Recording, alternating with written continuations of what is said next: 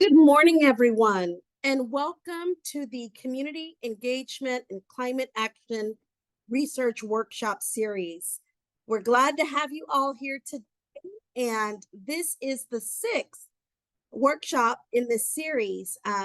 We have been learning over the last several months about approaches and opportunities to promote the value of community engagement in climate action research and supporting collaborative approaches to ensure genuine, multi-institutional, and community end-user engagement in climate action research across the state. Today's topic will be Indigenous data sovereignty, honoring tribal and community ownership and decision-making in academic community collaborations. And our goal is that we all come away with a new understanding of perspectives from community members on relationships, connections, regarding data and knowledge sovereignty, and as well as some practical applications and considerations for working in community and academic partnerships in the university setting. I'd like to again thank all of you for being here today. This is a 90-minute workshop. We'll start with opening remarks and presentations. We'll continue with small group discussions and looking forward to hearing all of your perspectives in that small group setting. And then we'll close out with large group discussion, reflection, and questions and answers. And I'd like to acknowledge our small group facilitators that will be joining us today: Megan Jennings from San Diego State University, Greg Macy from UC Irvine, Margarita Macedonia from the city of Santa Ana, Matt Spark from UC Santa Cruz, and Tony Marks Block from CSU East Bay. This workshop is supported by the California Strategic Growth Council that provided funding to 10 supplement awardees that have been advising and supporting the workshops over the last several months. And with that, I'd like to introduce our speakers for today. Althea Walker is Director of Community Resilience at the Climate Science Alliance and co-PI on the California Climate Action Matching Grant Collaborative of Native Nations for Climate Transformation and Stewardship. And she's joined by Megan Jennings, research scientist at San Diego State University, who will be sharing out additional perspectives and is the PI for the Matching Grant Collaborative of Native Nations for Climate Transformation and Stewardship. And with that, I'll turn it to Althea and Megan. Thank you. Yeah, thank you for having us and this opportunity to share our work with you all. And just to introduce myself, I'm Althea Walker. I'm Nez Perce Hopi and Gila River, and the Director of Community Resilience for the Climate Science Alliance. And I work remotely from O'odham and Peeposh lands, otherwise known as the Phoenix metropolitan area. And thankful to be able to work with the Alliance and the close-knit team and network of partners. And just want to say a huge thanks to Megan, who has been the backbone of our work and partnerships, especially with universities. And I think a lot of this work wouldn't be possible without her partnership with her as a human being, and you know that she humbly comes to our spaces, and just, yeah, I can't express enough just how thankful we are for her and her partnership and friendship. And for those of you who might not know about the Climate Science Alliance, let's see, it's cancel. We are a nonprofit based out of San Diego County. We were established in 2015, and I'll share a little bit later about our tribal working group, which was established in 2017. And yeah, we're a small but mighty team working closely with partners across the not only Southern California region, but across the Southwest and even nation. Um, so for today's, just what I wanted to share with you is just a history of how we even came about our Indigenous data sovereignty protocols that we adhere to in all of our contracts and agreements, and just history of it, that when the protocols were drafted, we referred to the work of some of my colleagues at the Native Nations Institute, and their Indigenous Data Sovereignty and Governance program, which is based out of the University of Arizona, more specifically at the lead of Dr. Stephanie Rainey Carroll. If you're familiar with her work, and if you have a chance to check out their program, they have a lot of great resources on Indigenous data sovereignty and governance, as well as professional development opportunities to continue to build your understanding of Indigenous data sovereignty and data sovereignty in general. So our protocols, the history of it definitely goes back to long before, well, not long before, but before I came onto the Alliance in 2020, right before COVID, or as COVID was happening. I was with the Southwest Climate Adaptation Science Center, working as their tribal liaison. And I was working closely with a tribal advisory team, and we were to be planning the Southwest Adaptation Forum. And then everything shut down and kind of left us in limbo, and just like we were already coming together on a regular basis and asked ourselves, well, we're unsure of what's going on in the world right now, so let's just continue to meet and have this time together and talk through things, discuss things. And that became this it became this living reference. And Megan will put this link in the chat of we were able to create this living reference for climate practitioners, where the tribal advisory team that I was meeting with on a regular basis consisted of, tribal department managers, BIA officials who are tribally affiliated, and just really climate superstars from across the Southwest who were coming together on a regular basis. And coming together on a regular basis, and what that group was sharing with each other was just like, yeah, pouring their hearts out of, in this work, what are we all tired of having to educate or re-educate partners, and especially non-tribal partners, of the basics of what we should all know in partnership building and relationship building and understanding tribes and sovereignty and all the above. And so in this living reference, there are these different topics and areas of like tribal sovereignty, like active listening, like wisdom and reciprocity, partnerships and collaboration. These are the things that the tribes want you to know, or start to begin to build an understanding of. And just like, I guess, a place to start. And that in this living reference, you're able to build understanding. There's various resources that these practitioners recommended, and as well as actions that you can take as a practitioner to better understand how to work with tribes. But the first topic in this living reference is understanding tribal sovereignty. So it was a high priority of this tribal advisory team. And we're thankful that we were able to put this living reference together. Our team at the Alliance continues to build off this living reference. We are currently creating a meaningful engagement training program based on this living reference, in which we're able to provide meaningful engagement trainings for partners like yourself, and further understanding these areas, as well as additional areas that our tribal partners continue to share with us and want you to be understanding of. And once that program is fully established, we will definitely share that as a resource for you, and maybe with the hopes that we have the opportunity to share that within your own networks and with your colleagues who might be interested in that training.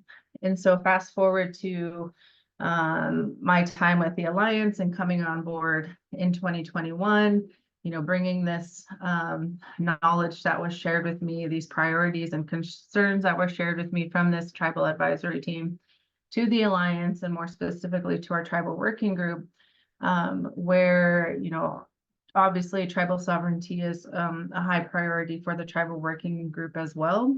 And, being able to meet on a regular basis with them, providing our shared priorities and needs, and data sovereignty being at the top priority of that, we were able to draft these protocols that were linked in the very beginning of what I'm sharing with you today.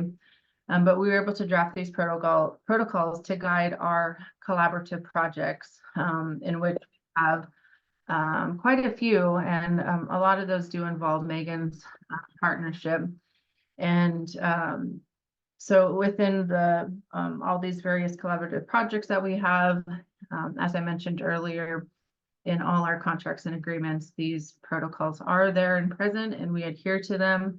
And not only do these protocols provide that guidance in our projects that we're working on, but it's also a template to the tribal working group for them to be able to take it back to their own departments and draft their own protocols they can adhere to that are specific to them and their needs and the projects they're working on. And even further, the tribal working group hoping that as an entire tribe, that their own tribes are able to ensure that they have some sort of Indigenous data sovereignty policies and protocols to follow as a tribe as a whole. And so with our collaborative projects, like Connects, and we're very thankful to be able to have this opportunity to this support to be able to work together. These protocols we do adhere to in our project agreements. And I just wanted to give you this history of just how it all came about. And, there's a foundation there, a foundation of tribal priorities that have been shared, tribal concerns that have been shared, and it's not just within a small region, but it's expansive, and I'm sure across the nation, and across all the tribal and Indigenous communities, that it's a high priority. And all of us continue to learn and understand. There's a lot I still need to learn and understand in regards to Indigenous data sovereignty and data sovereignty in general, and sovereignty by itself. And so, continue to be on this learning process, this journey of learning with our tribal partners, and with partners like Megan. And Megan will share more specifically with you about how, from her university perspective, how she's applying these protocols in her daily settings, and just what that looks like. And I'm sure you all can relate to her and hopefully learn some things from her today. So, Megan. Thank you so much, Althea. And Althea said how grateful she was for my partnership, but there is no way we would be doing what we're doing without the Climate Science Alliance as an organization, but especially Althea's powerful leadership and the super strong foundation she has established, bringing all of this knowledge about the work prior to her time with the Alliance, and then what she's helped continue to lead and grow during the course of our collaborative efforts together, to make sure that we have the information that we need to build off of and have these strong and respectful relationships that meet the needs of partners and demonstrate our commitment to the responsibility that we share, and also just to demonstrating the reciprocity that we want to bring to our projects and relationships. So I want to start by saying that. I'm Megan Jennings. I'm a research scientist at San Diego State University. And while technically I am the PI of our collaborative project, which we refer to as Connects, sorry, Vanity, for making you say the really long name twice. We call it Connects because who doesn't love an acronym? And it is about connections for us. And we, as Althea pointed out, we've worked together for many years on a variety of projects, and Connects is sort of the culmination of all of those projects coming together and building partnerships through, we each have built our own partnerships. Together we've built partnerships, and that is, Connects is a reflection of that. And these data sovereignty protocols, as well as just this whole concept of meaningful engagement with tribes, what does that mean? How do we reflect that reciprocity, reflect the importance of sovereignty in general, and then very specifically data sovereignty? That's been a process. And for me in particular, it's been a learning process. And I'm so appreciative of Althea's time and our other colleagues at the Climate Science Alliance, as well as those in the Tribal Working Group, who have helped to make sure that we are meeting our obligations by helping inform us, what it is that they need and want, and how we can work together with us to figure out how we can best meet those obligations and responsibilities at an academic university.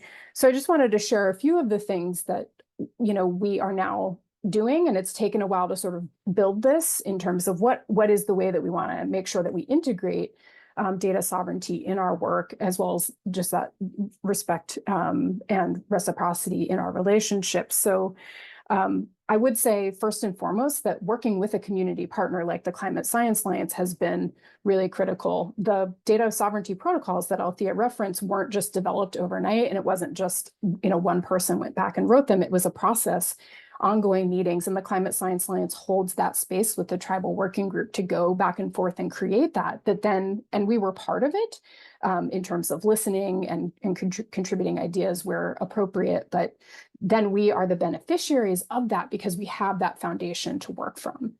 Then when we actually get to the project phase, I think, there were multiple places where we wanted to make sure that we were being upfront and transparent about the data sovereignty protocols that we wanted to follow. And so I just wanted to share a little bit about that. So for us, it starts with the proposal. We make sure that that language is written into our data management plan or just our sort of data sharing and data management processes to make sure that when we're communicating with the funder, they understand. I mean, I'm a scientist, so I feel that public, sharing public data and open science is very important, but not in every single case. And so we communicate that we want to meet those ideals of open science, but that some things aren't appropriate for sharing, and that our commitment to data sovereignty is paramount, and that, it will be a process that we work through. So we start with that at the proposal phase.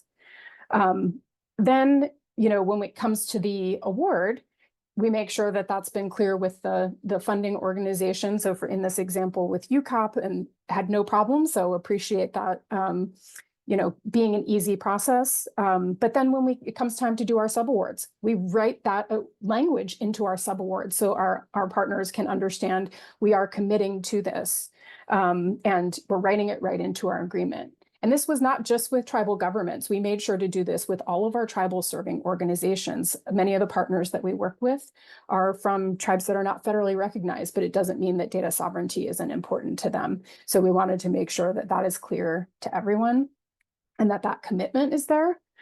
Once the project is underway, we've been working to establish training and communication with staff, in particular staff and students, on the academic side of things, so they understand what our commitments are and that we're all going to work together to meet those obligations over the course of the project.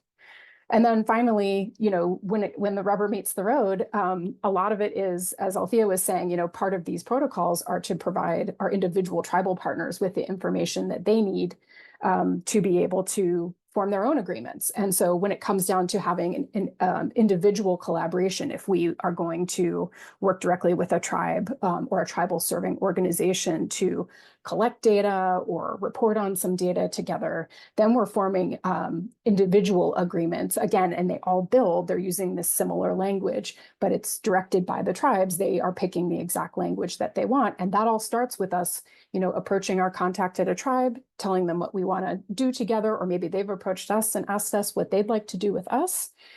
That person then will need to go to tribal council, tribal chairperson, and get approval. So, I think the lesson learned there is that it's really important to build in a lot of time to allow for that whole process to happen, to get approval, and then to work on the language of that individualized agreement.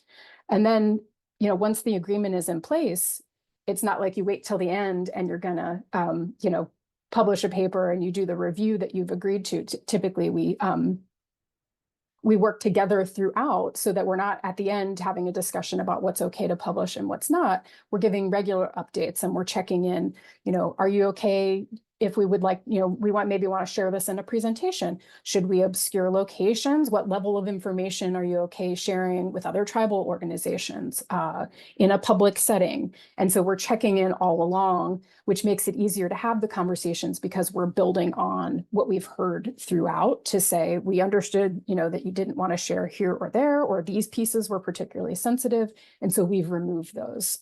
And that has been, I think, a really successful process where there's never a surprise because we're having that communication throughout. And then the final thing I just wanted to touch on is, those of us at academic institutions in the state of California, we are required by law to make sure that there is a right to publish. And so in one of our prior examples, this was funding prior to this award that we received from the Strategic Growth Council. Our partners at UC Riverside were a prime on that. And we had written some data sovereignty language, and there was concern that that was infringing on the right to publish. And so we worked with the lawyers and sat down and said, this is very important. How can we come across the language that meets their obligation to uphold that requirement while still meeting our obligations to protect the data and information that our partners would like to see protected. And it was, we were able over the course of a meeting and a handful of email exchanges and then some checking back with our tribal partners to land on successful language, which I'd be happy to share with folks if you'd like to learn from our process that we went through. But we were able to get approval from lawyers on the UC side of things, and then get approval over on my side on the CSU side of things to make sure everybody was on the same page with making sure that we were protecting data in the way that our partners and we and our partners had agreed upon throughout. So with that, happy to turn it back over to you, Vanity. Thank you, Megan. Thank you, Althea, for sharing your partnership journey with Connects, as well as offering the resources that your team has developed in collaboration with the Climate Science Alliance. And we will share those out via the Climate Action Community Engagement website as well. Thank you, everyone, for engaging in your conversations in small group. It definitely was a great opportunity to hear different perspectives, learn from one another. And in our remaining time together, we'd like to share out some of what you shared in your small groups. And I'd like to start with group 1, our breakout room 1, facilitated by Megan Jennings and supported by Sin Poole. Great. Would you like me to share some of the notes, Vanity, that we took? Yes, thank you, Sin. We can start there, and then then invite others to contribute.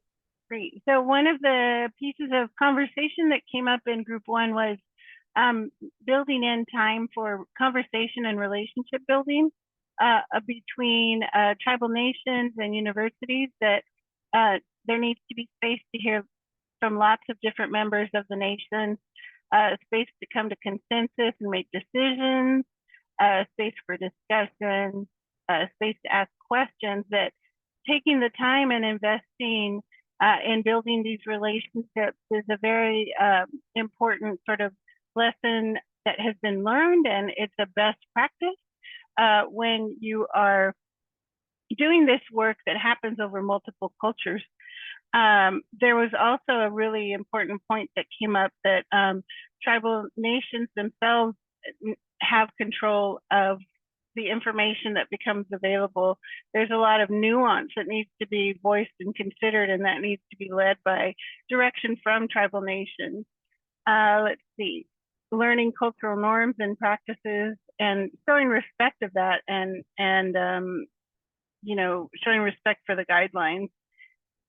Several folks added into the chat some different resources, and I've captured them on the Padlet, so we'll make those available. One was the Native American Heritage Commission.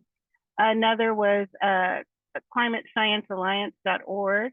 Let's see, and then there was also a tribal working group related to the Climate Science Alliance. There was a lot of really good discussion, and I don't want to take so much time reporting out, so I'll go ahead and yield here. But really great things that were captured on the Padlet.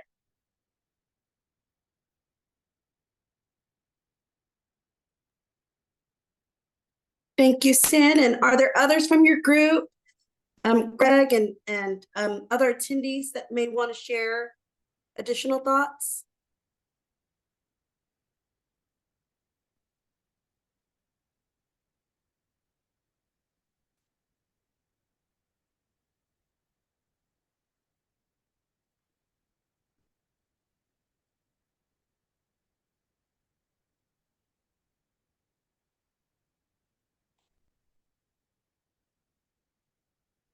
Be freezing a little bit.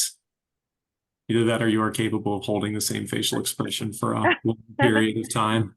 Yeah, well, following up on what Vanity just asked, are there any other folks from breakout room 1 that would like to share additional points of discussion that we had? I guess I would just add, I thought early on in our discussion, the point was sort of made about the fact that it's important to acknowledge sort of this whole process, not just with tribal partners, but working with any community. But I think we can learn a lot about these discussions. And of course, when you're talking about tribal sovereignty, the process may be different, and the types of data that are of concern are definitely, and the reasons and the connections are different. And it's not just about data, but about knowledge in general. And so I think those were some important conversations, that there are a lot of ways that it's similar, and then some very important ways that it's different from working with, you know, any community where you want to acknowledge contributions and respect concerns about what data are shared and what are not. Thank you, Megan. And you know, that Yes. made me think of one more point that that was brought up in the discussion. And the way I captured it was that a lot of folks talk about sovereignty that is granted by U.S. government to tribal nations, but the sovereignty for tribal nations is actually granted by Creator, and it can't be taken away or moderated by any kind of external government. So that I think is a point of view that that clashes with Western culture. Western culture is very peculiar. And so science based in that culture is going to be very different. So, you know, spending time to learn as much as is possible can be so valuable. And I think someone else was going to say something from breakout room 1. Was there someone else? Okay, why don't we head over then to breakout room 2? Yeah, hi everyone. I can call out a couple of additional things that I think came up in our discussion, and then ask others if they want to chime in. But you know, a couple of specific challenges were raised. You know, one of them is you know, dealing with, you know, when you're working with multiple tribes, especially if you have different agreements that have different kind of data provisions around them. How do you navigate that? That's a challenge. One challenge people have faced. You know, another point was just kind of a general point about, you know, not, you know, in doing this kind of work with Indigenous groups, is not excluding smaller tribes from the work, not just focusing on the larger groups. And then, of course, that there's really no one size fits all approach for, you know, all situations or all tribes or all, you know, disciplines or types of research. I think those are some of the additional things I heard from our discussion. I don't know, Greg, who moderated our discussion, is there anything you'd want to add? Yeah, the first thing that became clear is that there is just such a thirst for knowledge in this area. We purposely did not try to even define terms like data sovereignty, but we did develop over that 45 minutes an appreciation.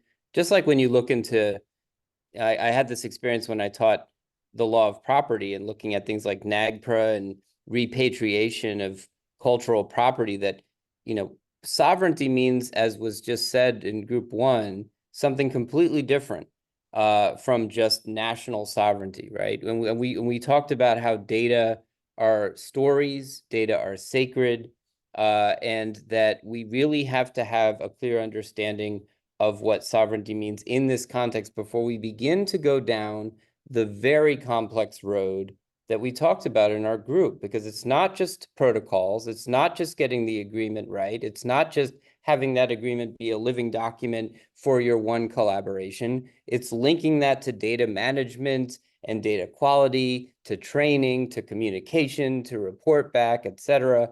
It's a very long process, and that leads to the other key point that emerged in our group, and that is, given how complex this is, and given the sensitivities, there is so much room for improvement, right? We had people on the call that work for state agencies that have their own research funding processes. Those processes could be better informed by having there be a baseline level of commitment to this issue. We talked about federal funding opportunities that try to privilege research with tribes, but then have unintended consequences, like ensuring that the money is more likely to go to multi-campus research that makes it more difficult to resolve some of these data sovereignty issues. And then the thing that really struck me the most was the shock in the introduction of hearing that after decades of talking about how we're no longer going to parachute in and do extractive research, we still hear anecdotes like the one we heard at the beginning of this call of a UC that says they have a right to publish and data sovereignty is secondary. That is very surprising to me, and it just shows how much further we have to go. And finally, I do want to point out to everyone on this call that a lot of this work has been done in parallel silos. The data justice movement that grew out of data rescue during the Trump administration has principles and protocols for these data sovereignty issues. There are hundreds of organizations working on that. So I do recommend everybody on this call take a look at the data justice movement. Hey, Greg, and if you could share, if available, a link to those resources, that would be great also. I'll send you a number of them, and you can send them to everyone. Thank you. Thank you.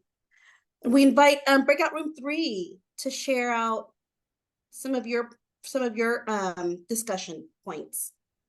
All right. Hello, everybody. And one thing we talked about for a good amount of the time was the importance of centralized resources. That way you don't just have hundreds of people trying to reach out to the tribes. And that also can be applicable to other community groups and stuff. But so we talked about how some of the campuses and some of the systems have a tribal engagement office, that they're the people who are building those relationships first. And they're the ones who know more about the different tribes, their different cultures, different procedures, what they're interested in working with. And so it's good to go through those offices to start the outreach, and then that we could even partner with the state on those elements, because depending on your organization, your campus, your agency, what have it, some have more in-depth offices than others.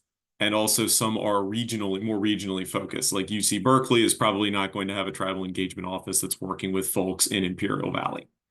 And so taking advantage, leveraging, shall we say, those partnerships and those offices that are available through our colleagues is a good thing to do.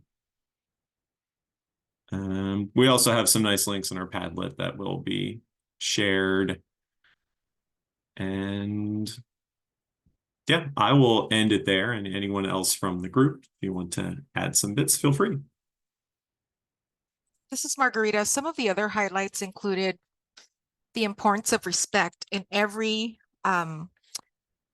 step of the process. So whether you are cultivating the relationships, coordinating with the tribal office through the university, or the resources that the state or the Strategic Growth Council has to offer, there were other resources that were dropped in that could be very helpful just in our understanding about how to connect, and more importantly, how this is an opportunity to build more cohesion, and definitely being respectful of our tribal partners' time frame, and just being more intentional about sharing information much earlier and respecting their process throughout the way.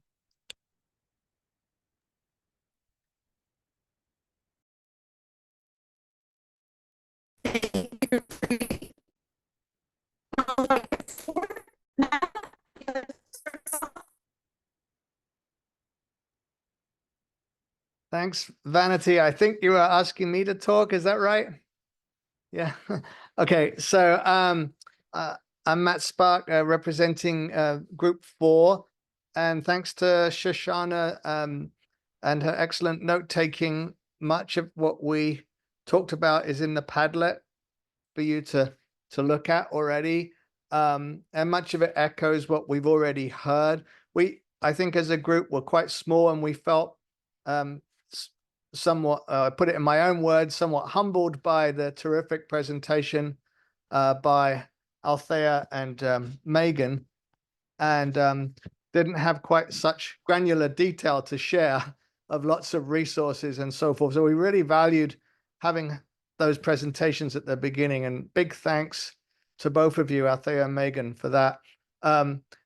What we talked about in terms of resources, that echoes what's been said before in more general terms, is that the importance of fostering interpersonal relationships of trust through ongoing and thoughtful and over time conversations with individuals. And Michelle in our group talked about the importance of this sort of building individual relationships as part of the conversation with tribal nations.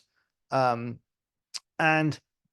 at the same time as talking about that interpersonal trust building, we talked about the challenge of doing so, obviously in the context of a 2-year grant timeframe, and the challenge of sort of meeting the expectations of delivery in 2 years, and yet still honoring conversations that need much more lead time to develop and continue. Related to that, Alexander in our group talked about the challenges of sort of formalistic protocols from offices of finance, kind of forcing the issue with the conversation with tribes and destroying trust in the name of fiscal accountability, and that's clearly a challenge when PIs are sort of in the middle of those conversations between the grant administration and compliance people and Native communities.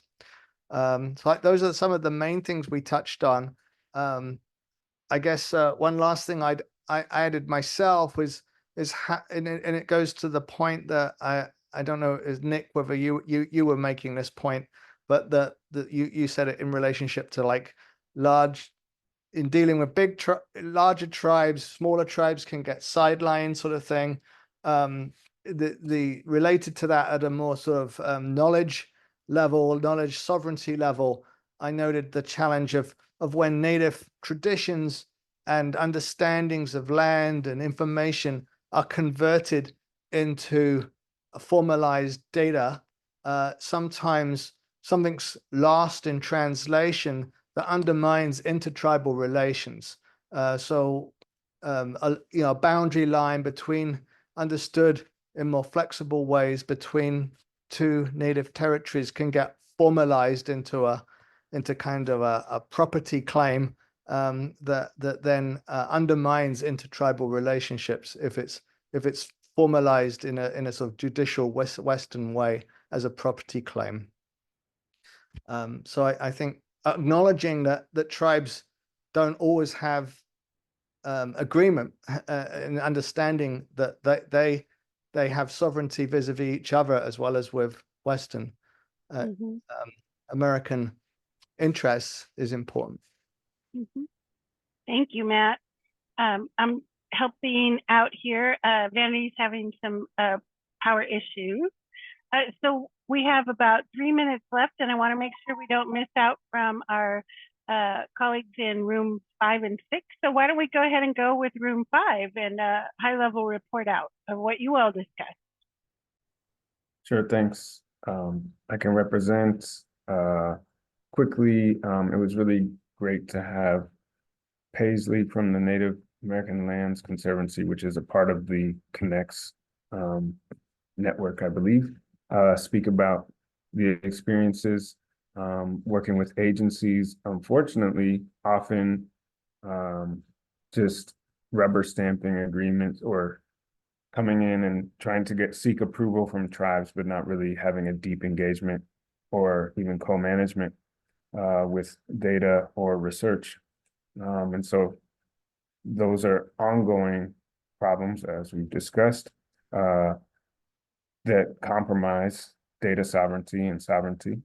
And then we had a really robust discussion because there were a number of folks with experience with various indigenous communities that perhaps are not native to California, but are native to the Americas here in California. And just talking about how important it is to also think about data dissemination amongst the communities that are producing the data, and innovative ways to really share that data through radio, through flyers and posters, through digital storytelling.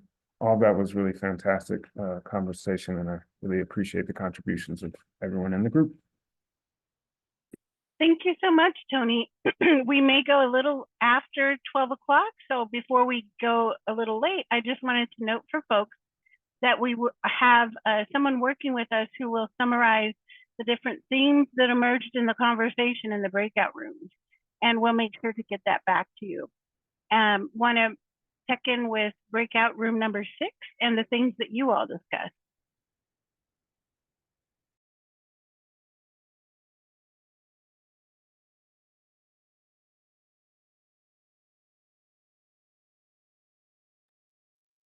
Hi, I'm Sarah. We had kind of a quiet group, at least to get us started. And we tried it. We had 2 different people taking notes, and we did really cover a lot of really nice stuff. But a lot of it's kind of been spoken about here already. Is we really felt that one of the critical things is a different way of approaching things, of building relationships first, and identifying that. We also talked about how maybe doing things differently, like having a different approach into how we do things, like how we tend the land, how we do our research. And the approach is to tend the land rather than to have a production-based model, trying to kind of change the way we did that. We also talked about changing the community within the university relationship building, and how do we work with the whole student, especially Indigenous students within a university, and having that whole student approach, that kind of just encouraging us to change the way we do things, and being able to be, opening ourselves up to maybe being a little uncomfortable, or maybe being a little more vulnerable in our approach and methodology and how we do these things. We had a couple people say that as far as resources, they found the NRCS did a couple of gathering meetings, and they found that very helpful as a first step to begin to build relationships. Because if your first step is relationship building, how do we step into that? And some of these organizations building that. Someone else talked about an intertribal gathering in San Diego that was very helpful, because it felt like she connected with other tribes, and they did it at a good time. And it was a way that not only do you have that intertribal gathering information. Those are kind of a few of our summaries. We do have a lot of good notes in breakout 6. And I'll hand that over to anybody else in our group who might want to bring up things. That was just a quick summary. Fabulous. Anyone else in the group that wants to add? Sarah, thank you for that. The Padlet is so full with a lot of really good comments and notes on the conversation. So thank you all so very much for participating. And one piece that really stands out is that the sovereignty is there, and really making sure to acknowledge that, and that co-management of research processes, or co-management of processes, really does reflect that respect of the sovereignty that exists for many tribal nations. So thanking everyone for being here today. Big thanks to Vanity for putting this workshop together, for leading us in this. Thank you very much to Megan and Althea for your opening remarks, which were fabulous.